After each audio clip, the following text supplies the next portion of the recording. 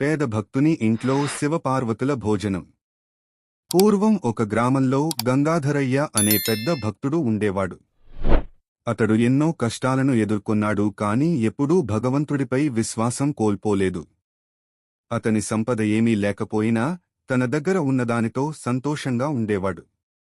ప్రతిరోజు శివుడిని పూజించటం, భక్తిపూర్వకంగా ఆచరణ చేయటం అతనికి మహాసంతోషం. అతని భార్య మంగమ్మ కూడా మహాదేవుడిపై భక్తురాలే. వీరిరువురూ చాలా పేదరికంలో ఉన్నా ఎప్పుడూ తమ ఇంట్లోకి వచ్చిన అతిథులను ఆదరించేవారు. అతిథి దేవోభవ అనేది వారి నమ్మకం. ఒకరోజు పార్వతీదేవి మహాదేవుడిని అడిగింది, ప్రభూ, మీపై భక్తులు చూపించే ఆరాధన ఎంత నిజమో తెలుసుకోవాలనిపించడం లేదు మీకు? అసలు మనం ఒకసారి భక్తులను పరీక్షిద్దామా? మహాదేవుడు నవ్వి, నీ మాట నిజమే. మనం మన భక్తులను పరీక్షిద్దాం. వారికి మన ఆశీస్సులు కూడా ఇస్తాం అని చెప్పి భూమ్మీదకు ఒక పేద బ్రాహ్మణుల రూపంలో వచ్చారు. గంగాధరయ్య ఇంటికి శివపార్వతుల రాక. శివపార్వతులు పేద బ్రాహ్మణుల వేషంలో గంగాధరయ్య ఇంటికి చేరుకున్నారు. గంగాధరయ్య తన పూజలు ముగించుకుంటున్నప్పుడు బ్రాహ్మణుల రూపంలో ఉన్న శివపార్వతులను చూసి ఆనందం వ్యక్తం చేశాడు. స్వామీ, మీ వంటి మహనీయులు మా ఇంటికి రావడం చాలా అదృష్టం అని వెంటనే వారిని ఇంట్లోకి ఆహ్వానించాడు. అతని భార్య మంగమ్మ సంతోషంతో వంటపనిలోకి వెళ్ళింది. కాని వారి ఇంట్లో నాన్సు కూడా లేకపోవడం, అన్నం చాలా తక్కువగా ఉండడం ఆమెను బాధపెట్టింది. ఈ తిండితో వీరి ఆకలి తీరుతుందా అని ఆమె భర్తతో విచారంగా అడిగింది.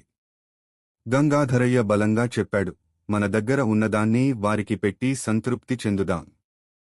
దేవుడే మనకు అవసరమైనది అందిస్తాడు. శివపార్వతుల ఆనందం.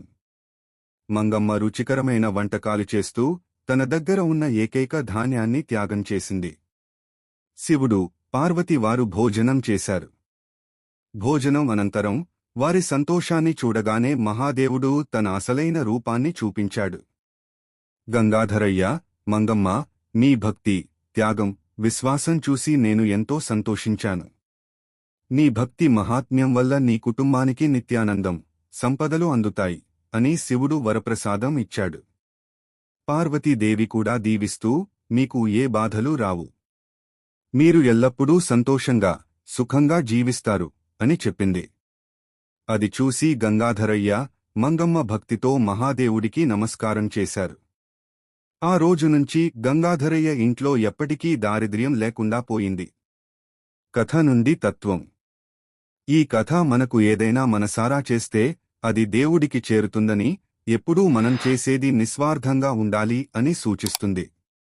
పేదరికం, దారిద్ర్యం ఉన్నా మనసు శుభ్రంగా ఉంటే దేవుడు స్వయంగా వచ్చి మనం చేసిన సేవను స్వీకరిస్తాడు. కథ మనకు ఒక గొప్ప సందేశం అందిస్తుంది.